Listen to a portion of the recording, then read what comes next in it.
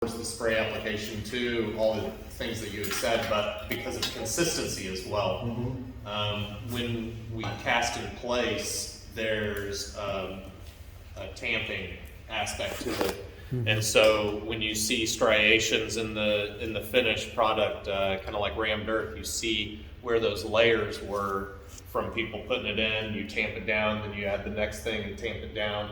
And so with the spray application, you get a little bit more consistency with that light fluffiness, which you do want for the insulative value. Because if you over tamp it, you're taking away a lot of the insulative value. With the compressed hemp blocks that are coming out as well, so they may be structural, but you lose a lot of, it's a trade-off between compression and the insulative properties. So I think a lot of the reason why the mass production with the spray, you get a little bit more consistency in your wall with that material. And there's been some combinations of using the block, which is more rigid but compressed more, less insulation, but it's dry now because it was made earlier, and then you can cast up to it. You might use that as a form, and then you cast up to it or spray apply to it. So there's some combination of those technologies.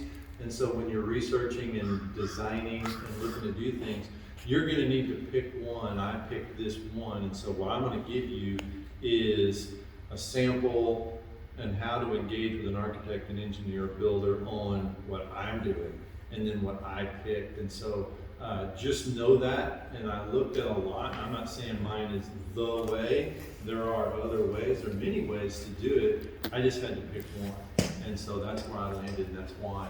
And so they're also looking at sheet goods to where you could do the whole cover the whole wall with it and then use it as the form and things like that. But if you're casting it by hand and somebody really ate a good breakfast and then just champing it away, well, now you've got you don't have good, you got a solid wall, but not as good of an insulation on the wall.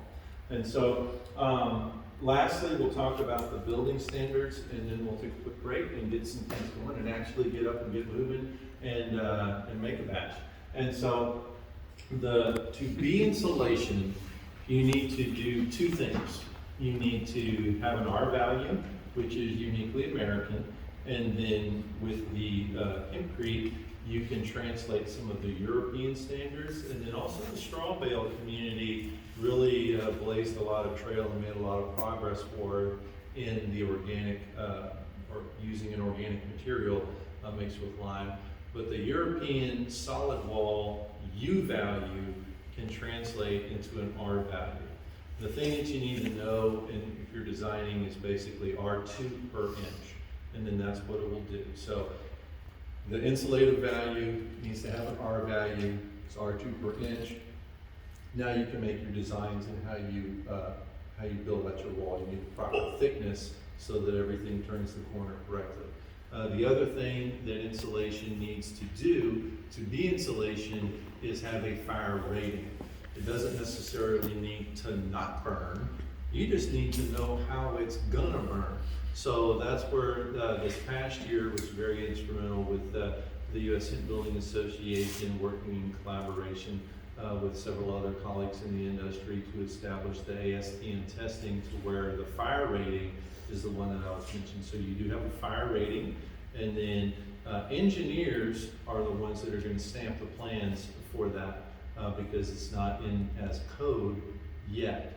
And so that's why the leadership in the U.S. Hemp Building Association is working on establishing that to where we can have that code written where it's a lot easier to put in your plans. But right now, you'll need an engineer to stamp that plan. And what the engineer's job is they are the sacrificial lamb, the one who gets sued if anything goes wrong. And so they hold the lightning rod in the storm. They're going to need those tests where it's the ASTM test where you've got the rating, and then you've also got the U values that are established somewhere else. So when they hold the lightning rod, they want to hold something else to where it doesn't electrocute them. It has a nice flow of responsibility. So once we all start suing each other, we have somebody to blame. And that's one of the things, it's the sad truth about society, humanity, building and construction trades, we all need to be able to sue each other.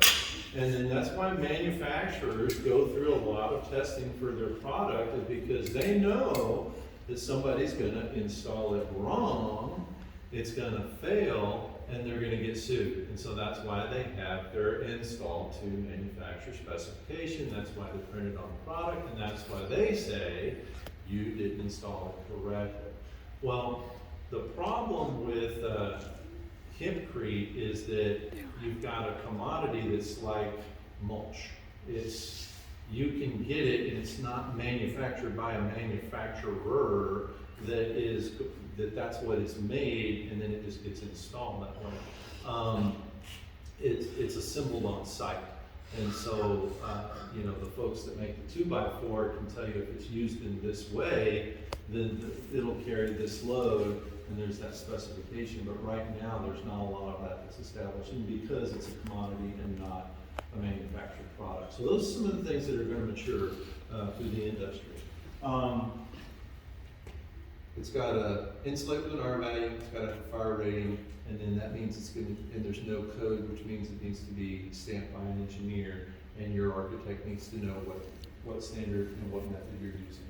And so the reason that a hempcrete wall meets and exceeds the R values, it'll perform often in like twice of what it's being specified on its R value. And that's the thermal mass, that's the intake and outflow of moisture.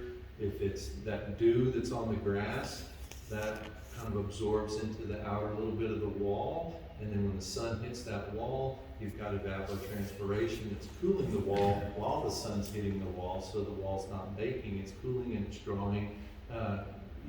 It's always equalizing. That thermal mass helps in that way, and then also the relative humidity inside the living space gets regulated so that that comfort level, if you've ever gotten that little gadget that measures your relative humidity, it can be 72, 75 degrees in your house, but if you leave the AC off, you're gonna feel like Dad says, I feel like I'm in a tomb. You want to turn the AC on just to knock the moisture out of the air so it's comfortable. That's your comfort level. So it could be 75, maybe even a little warmer, and it's still comfortable inside, and so that's where you get the efficiency out of it as well.